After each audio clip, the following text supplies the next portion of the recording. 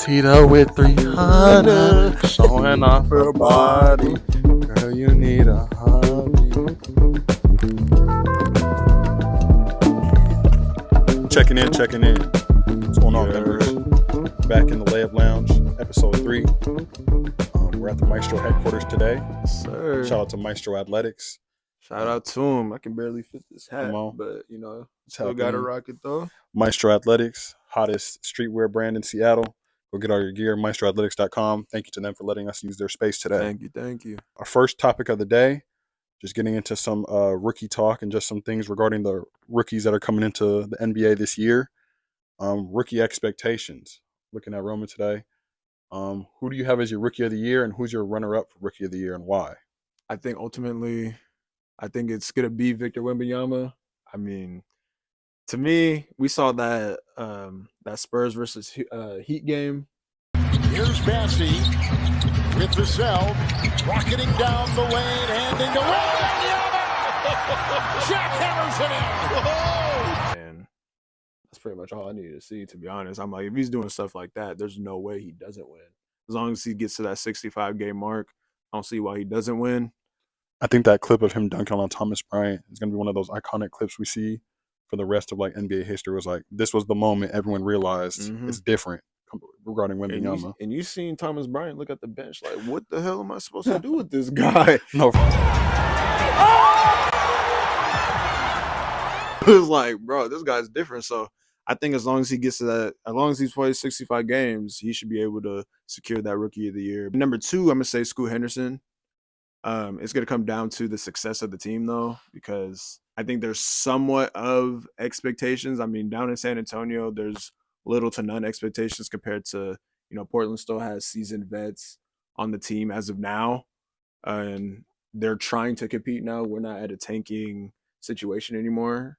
So I think if he contributes to a winning culture in Portland while putting up good numbers, I think that he'll also have a chance to win. And my third person is Keontae George. I know we talked about him last episode, but and we got to see more of him throughout the preseason. And I think that's going to come down to what they do within that guard rotation. If they get rid of somebody, because I think they do need to get rid of 1 or 2 guards just so Keontae George has the ball more in his hand. And when the ball's in his hands and he's making those plays out there, whether he's scoring or assisting, and if his shot is falling, that like we've seen like within the preseason and summer league, I think that he has a chance to be a sleeper in that realm. Actually, I thought about one more person, Chet Holmgren, because we forgot that he's technically a rookie now. He would have been that missing piece for OKC between them, like in the play-in. I think the reason why they lost in the play-in was because they didn't have a big who can go out there and score, but also defend the way that he does. So him being out there on the floor will definitely give them a different look, and hopefully have them as a team in general, they should improve greatly just because of his presence.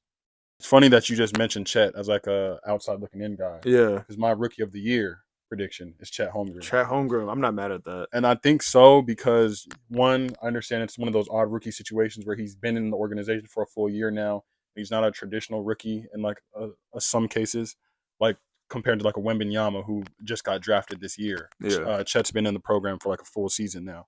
So having that full year of training, like working with OKC Thunder and like working with their training staff and getting that NBA body, I think that's going to prepare him more than most other rookies. And that's why sometimes I get conflicted with whether they should be considered a rookie just because they get that NBA experience. They still going through like the training reps and all that stuff. They get the practice with the team and things like that. So they already are at an advantage in terms of what the NBA landscape looks like for them. So I mean, most definitely. Yeah. But I think because they haven't changed that rule, it's such an advantage. I think that's why he's gonna win. Yeah. Is because he's been in that program for a year, and like Blake Griffin, Ben Simmons, they've kind of done like that same thing where like not a traditional rookie, but they still went out and won rookie of the year. Yeah. So I think also in Oklahoma City, there's not that much pressure on him. Like you said, they were in that play-in game last year, and they could have used like an effective big. You said you don't think there's any pressure, just because.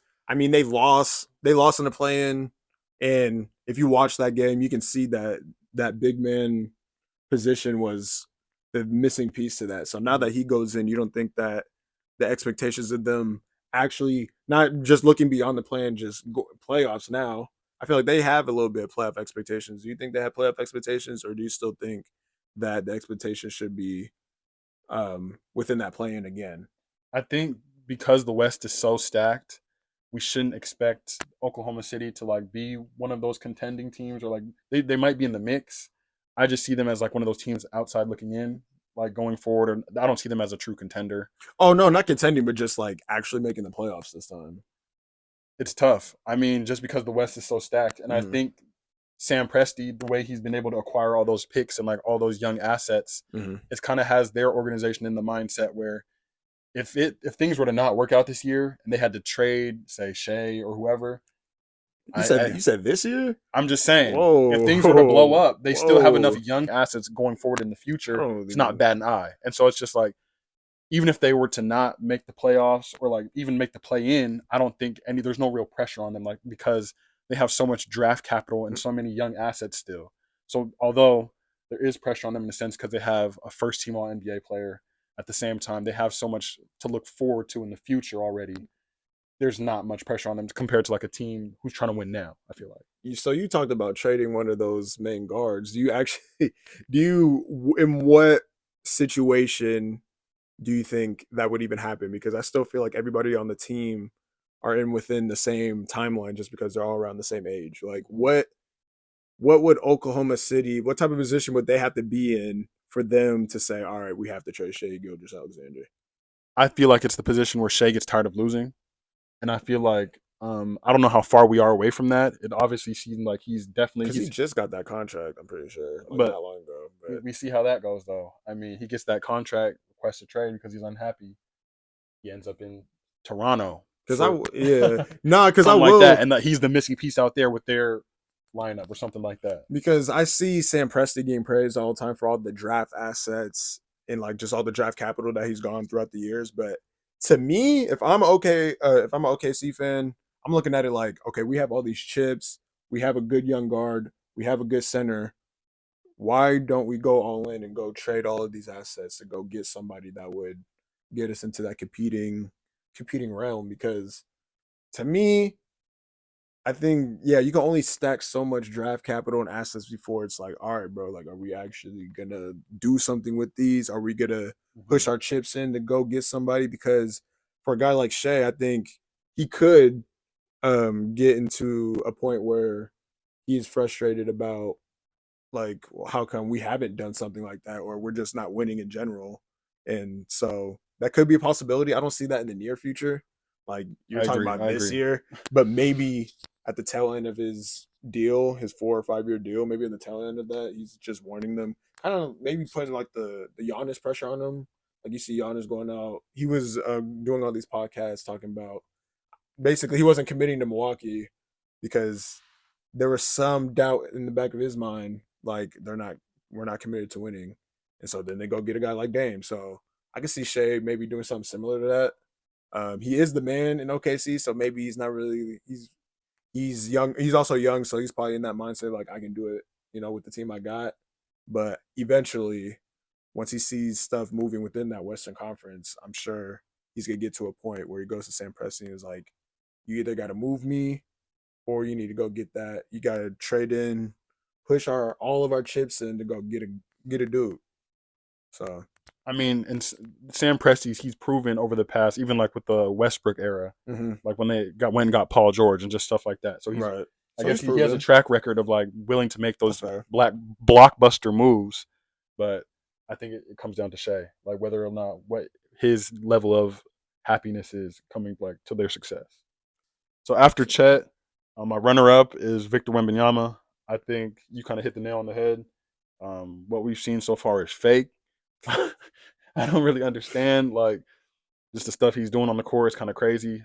He's a guard in like a 7'4" body. Yeah, He's a rim protector. Yeah, he's the truth. I'm just excited to see like one how many games he plays this year, and if he does get to 65 games, like how effective he was throughout the season, and like he's gonna be in the Rookie of the Year conversation based on what we've seen so far. It's hard to deny it. What are the odds that he does play a majority? Like how many games? Because obviously we know he has to play the 65 to. I think that Qualify, involves yeah. with Rookie of the Year too. I know with like the All Star and the All NBA stuff like that. Mm-hmm. But do you think there's a chance that he doesn't play that many games? Like, what are the odds that he actually does play that many games? I think it's likely. I also think it depends on the success of their team. Mm-hmm. I think if they come out and they're bombing it early, I think they wouldn't hesitate to shut him down. I mean, regardless of where he is or like how he's playing on the season, just because he's not playing for anything at that point. But at the same time, I think it'd be a disservice to the league to not have Wembanyama out there. He's like he's the most highly sought after prospect since LeBron. Yeah. He's like the most covered prospect since LeBron, or like even since like Zion. And yeah, I was about to say because they always one of those dudes come out and it's like, oh, since LeBron, we was putting that tag on Zion, and now Victor. Those are like the last dudes to really have that sort of hype. But I can really see Adam Silver being like, look, you have to play this dude. Yeah, like regardless of what the team's looking like, you gotta play him. The fact that they've passed that rule where superstars are required to play now, like 2 superstars can't sit out, like that kind of tells you the league of the direction they don't want load management anymore. They want their players to play. But he won't be eligible for being under that rule until probably like his 3rd year, like depending if he's all NBA, because I think they considered you being all NBA being like a star to fit under those all NBA or all star, something like that. Yeah, so under those circumstances. So technically, I mean, we'll see if he becomes a superstar in his 1st year, but like if he does, like he can still sit out if they wanted him to. Third, I have Amen Thompson. Ooh. Now this is kind of like a surprise for me. I fell in love with Brandon Miller early, like in the draft process, and like even in college, just watching his game. Did you watch the tournament? His tournament game where he put up a donut? I did. No, I watched the tournament. There was just a lot of, but I also watched the tournament game in his conference tournament when his back was against the wall. It was amidst all of the controversy regarding his involvement with his case, and he put up 40. Oh, he was hooping. So I mean, we've seen both sides of the coin when it comes to Brandon Miller. Yeah. And then like you said in the tournament, we saw him put up the donut. So I mean, he's a hooper. He's a bucket. I'm very high up on his game. Who really caught my eye in like summer league and just like throughout the draft process are the Thompson twins, but Amen Thompson specifically. Yeah, I wasn't too sure about them coming out of like that overtime elite pathway. Yeah, like they're the first like true lottery picks to like go through that pathway and like really use that as a pathway to get to the NBA. So the fact that they were doing it and then they came into summer league and like instantly had like an amazing impact on like both of their teams, I was kind of like surprised almost. I was like, I didn't know they were this good, and just kind of also hearing like their off the court interviews and seeing what kind of dudes they are. Like, no, they're good. Cool people. Yeah, like, they seem like good dudes. They're raised well in a good family. Yeah, so I like them for sure. Instantly makes me a fan of you as well. Like if you're good off the court. So Amen Thompson and then Asora Thompson as well. But I'm saying Amen is going to have very good, and he's coming 3rd in Rookie of the Year voting for me. Predict your all rookie NBA first team. Ooh, I'm gonna say Scoop, Amen. Brandon Miller, because it's my position, right? It's like, okay, Vic. Oh man,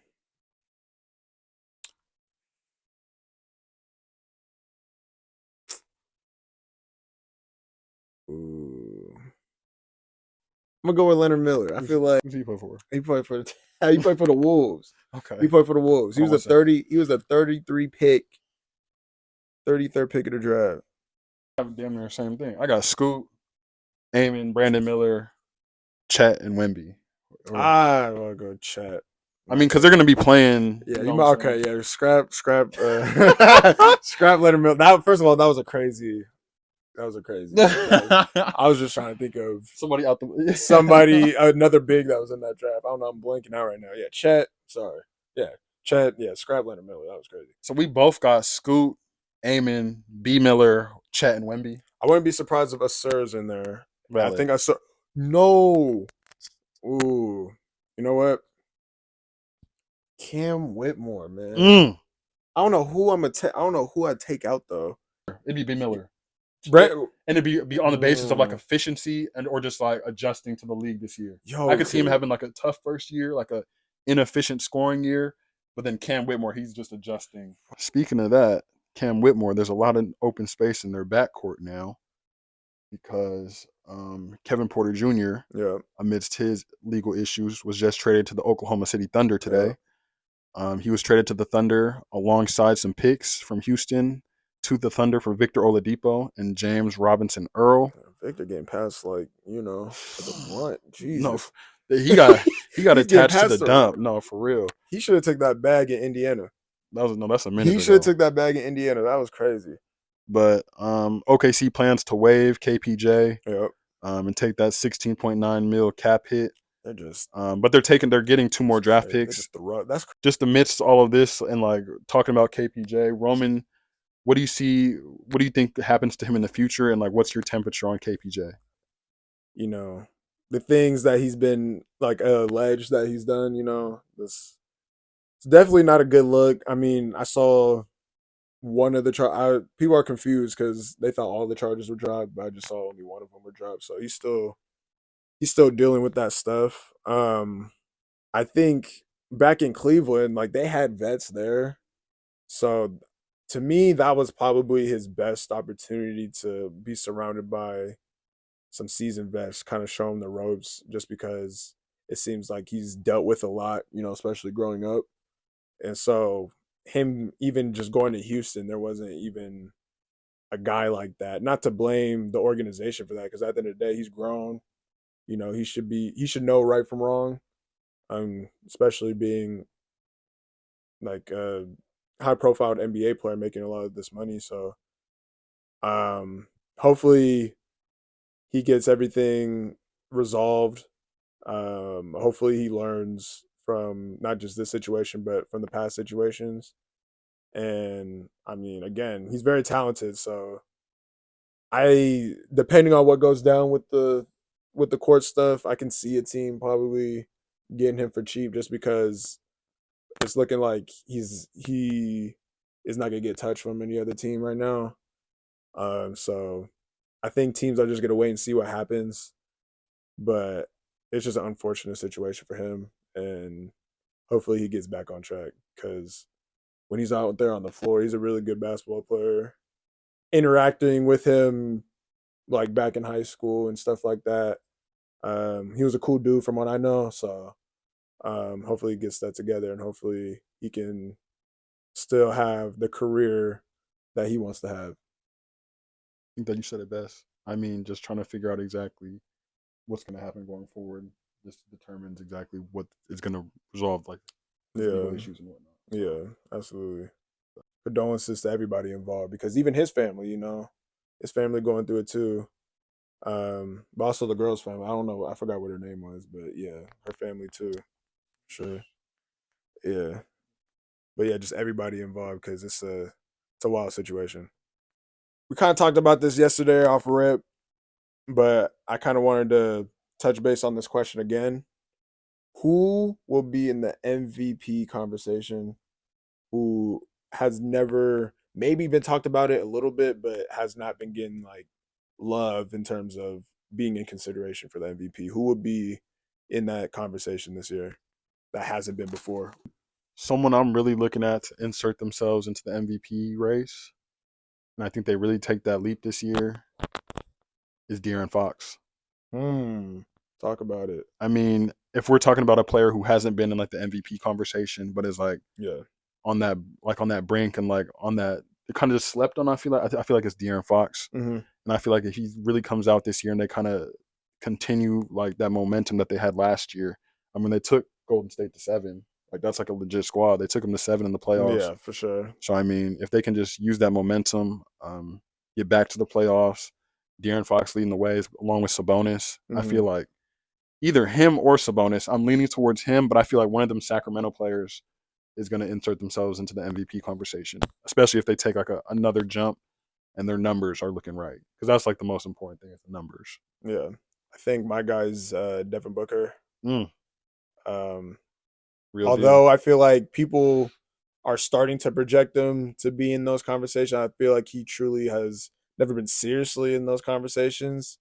He's gonna have to be that number one guy, not Kevin Durant. I think it has to be Devin Booker because we saw even in the playoffs last year, Kevin Durant wasn't. He obviously is still a good player, but he was not. He didn't look like himself out there, and I think Devin Booker needs to, hopefully there's conversations within that organization that it just needs to be Devin Booker who gets them over the hump.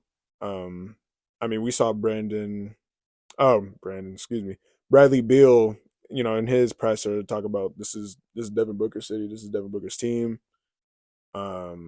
He's already got them there, with that team with Chris Paul and Mikal and Cam Johnson. But now that he has a pretty good squad, they added what they added. I feel like he's going to be in those conversations because the team is going to go wherever he takes them. Another thing I wanted to talk about was the USA team. Because you see all these dudes, they're saying that they're committing to the USA team. You kind of talked about how they should maybe have a tryout again. But besides that, I said that Jason Tatum should start on that team.